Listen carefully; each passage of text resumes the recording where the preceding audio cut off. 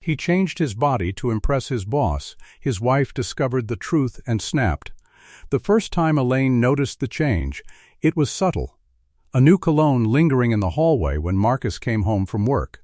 The kind that smelled expensive, deliberate, nothing like the drugstore brand he'd worn for the 8 years they'd been married. She stood at the kitchen counter, knife hovering over half-chopped onions, and inhaled the unfamiliar scent as he passed behind her. "New fragrance?" she asked, her voice light, testing.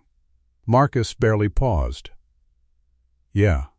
Greg at the office recommended it. Said it was more professional." Professional. The word sat heavy in the air between them. Elaine turned back to the cutting board, but her hands had gone still. Professional for whom? For what? Marcus worked in mid-level management at a marketing firm downtown, the kind of place where professionalism meant showing up on time and hitting quarterly targets, not smelling like a cologne ad in a glossy magazine. She told herself it was nothing. Men changed. People evolved. Marriage required space for growth. But the cologne was only the beginning. Over the next 3 months, Marcus transformed. Not slowly, like a man easing into middle age with a gym membership and better eating habits. No, this was systematic, almost clinical. He started waking at 5 in the morning to run, his breath visible in the dark as he laced up shoes Elaine didn't recognize. Designer running shoes. Expensive ones. "When did you buy those?" she asked one morning, coffee mug warming her hands. "Last week. Got a bonus." He didn't meet her eyes. There had been no bonus. She checked their joint account religiously, old habit from when money was tighter, when every dollar mattered. The account showed no extra deposit. But there was a withdrawal. $400, marked only as ATM. Elaine said nothing. She watched him leave, the door closing with a soft click that sounded louder than it should have. By November, Marcus had lost 20 pounds. His jawline sharpened, his shoulders broadened from hours spent at a gym he claimed was near the office. He bought new clothes, tailored shirts, slim-cut trousers that hugged his legs in ways his old khakis never had. He stood differently now, chin higher, posture straighter, like a man who'd discovered his own reflection and fallen in love with it. At night, when he thought she was asleep, Elaine watched him examine himself in the bathroom mirror, turning sideways, flexing, running his fingers along the ridges of new muscle. His expression wasn't pride. It was hunger, a need for validation that seemed to come from somewhere outside their bedroom, outside their marriage, outside anything they'd built together. She wanted to ask.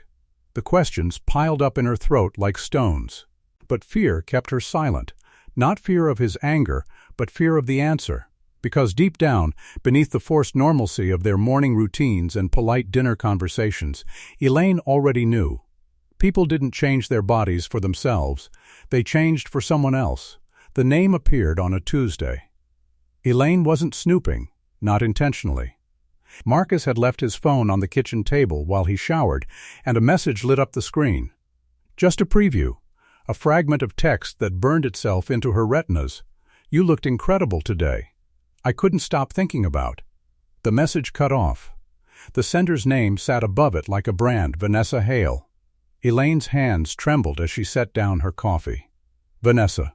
She knew that name. Marcus had mentioned her before, his new boss, hired 6 months ago to restructure the marketing department. A woman in her late 30s, divorced, ambitious. Marcus had described her as sharp and demanding, the kind of boss who pushed her team to excel. Apparently, she pushed in other ways too. The shower shut off. Elaine heard the bathroom door open, heard Marcus humming something under his breath, a tune she didn't recognize.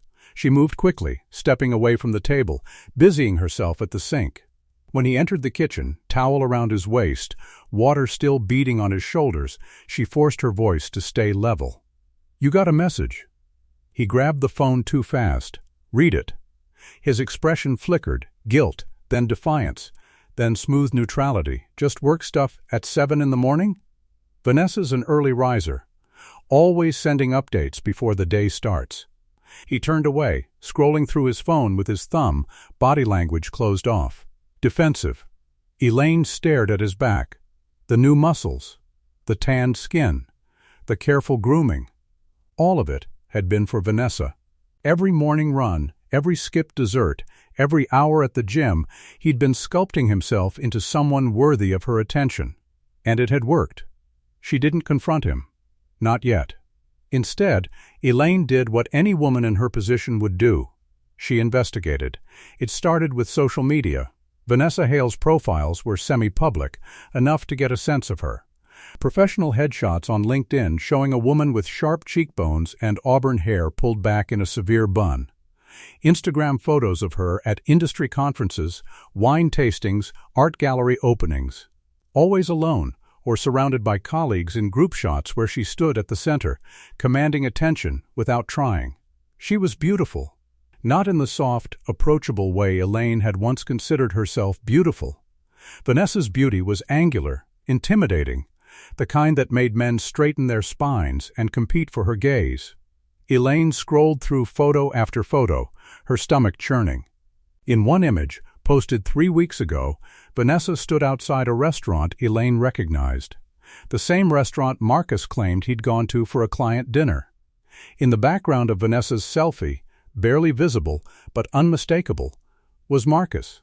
His profile, his new haircut, his tailored shirt. He'd lied. The realization didn't crash over her like a wave. It seeped in slowly, cold and paralyzing, like water filling a sinking ship. How many lies had there been? How many client dinners, late meetings, weekend team-building exercises? How long had she been the fool, smiling and supportive, while he remade himself for another woman? That night, Elaine lay beside Marcus in bed, listening to his breathing slow into sleep. She thought about their wedding, the vows, the promises made in front of family and friends, words that felt sacred at the time but now seemed like lines in a script anyone could memorize.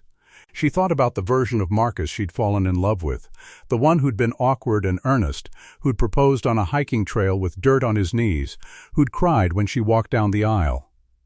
Where had that man gone? Had he ever really existed? Or had he always been this person, someone willing to betray her the moment something shinier came along? Elaine didn't sleep. She stared at the ceiling, mind racing, planning.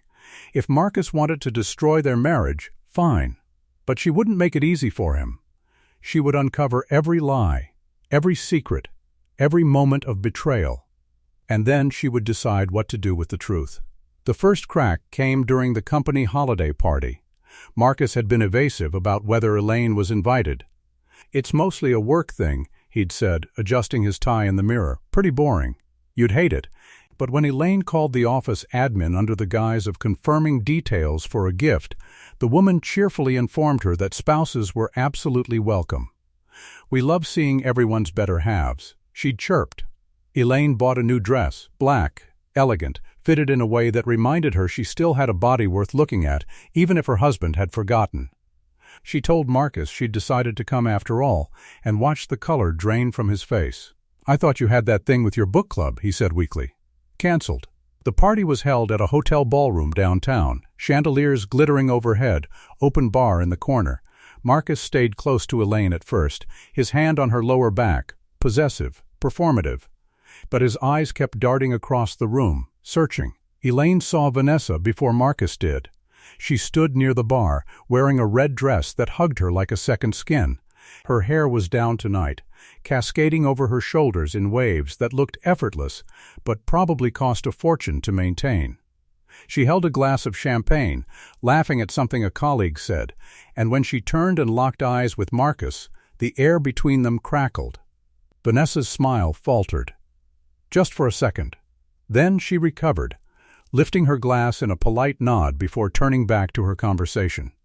But Elaine had seen it, the recognition, the intimacy, the way Vanessa's gaze had lingered on Marcus just a heartbeat too long. "I need a drink," Elaine said, pulling away from Marcus. She walked to the bar, aware of his panic radiating behind her. She ordered a vodka tonic and turned, leaning against the bar, watching. Marcus approached Vanessa. They spoke in low tones, bodies angled close. To anyone else, it might have looked professional, a boss and her employee discussing quarterly projections. But Elaine saw the way Vanessa's hand brushed Marcus's arm. the way his shoulders relaxed in her presence, like he could finally breathe. Elaine finished her drink in 3 long swallows and ordered another. The rage came slowly, building like a storm. Not the hot, explosive kind, cold. Calculating. The kind that sharpened her thoughts instead of clouding them. She'd spent months doubting herself, wondering if she was paranoid, if the distance between her and Marcus was somehow her fault. But now she knew. She'd seen it. The affair wasn't just emotional, it was physical, obvious, arrogant in its carelessness. When Marcus finally returned to her side, his face flushed. Elaine smiled. Having fun? Yeah. Good party. He wouldn't look at her. Your boss seems nice. His jaw tightened. She's fine. She's beautiful. Marcus said nothing. They stood in silence, surrounded by laughter and holiday music.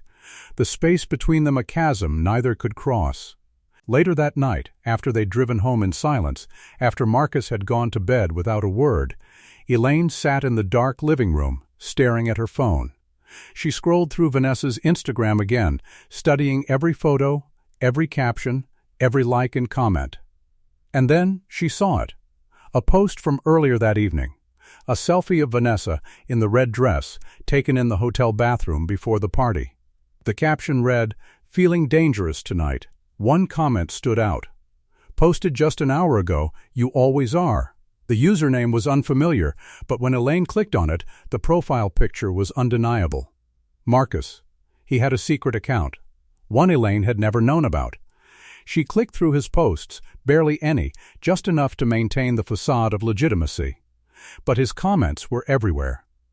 On Vanessa's photos, flirtatious, adoring, desperate.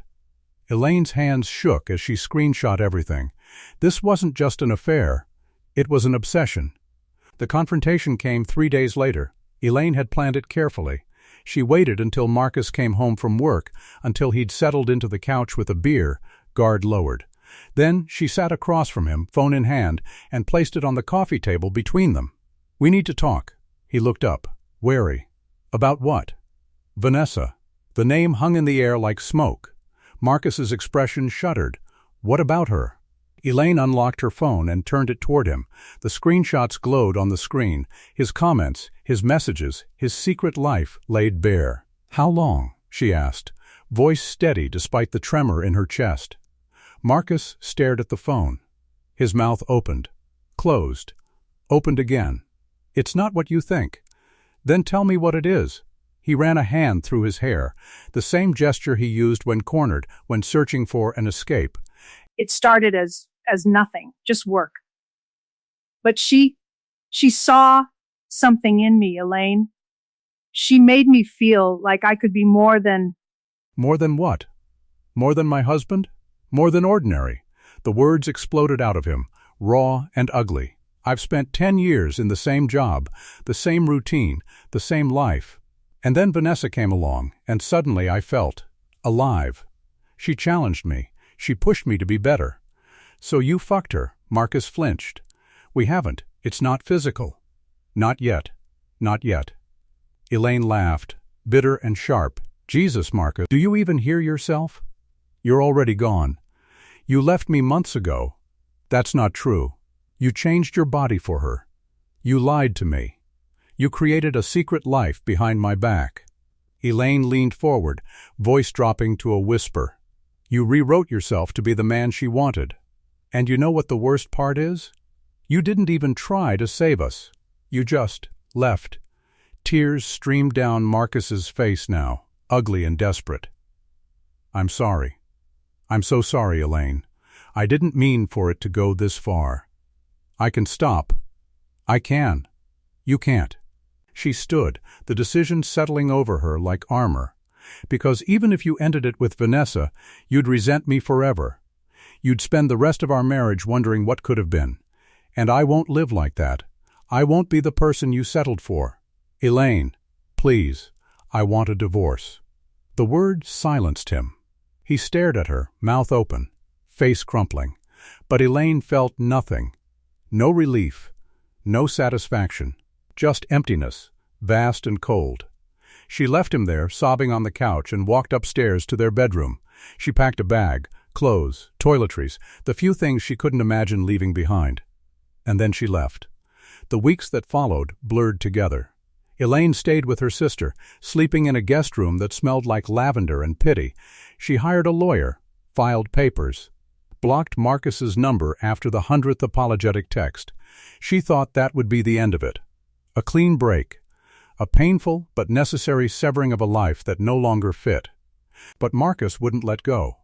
At first, it was emails, long, rambling confessions where he detailed his regrets, his realization that he'd made a mistake, his desperate need for a second chance.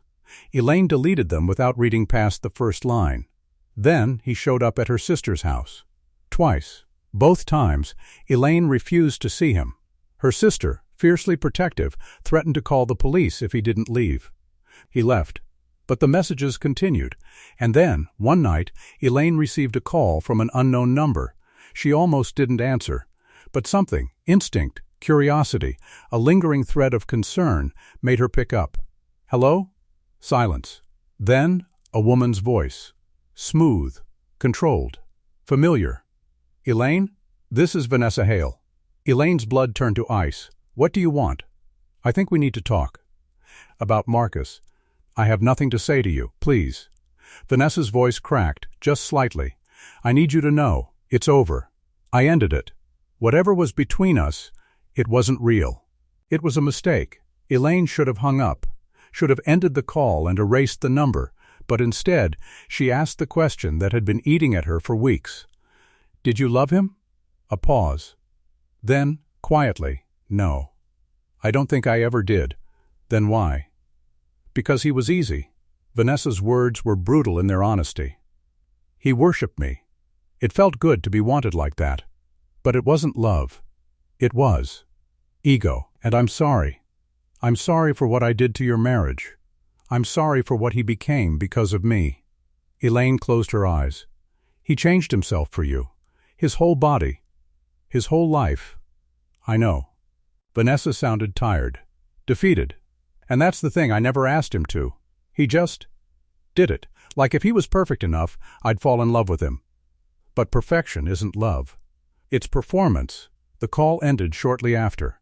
Elaine sat in the dark, phone still pressed to her ear, Vanessa's words echoing. Perfection isn't love. It's performance. Marcus had spent months performing.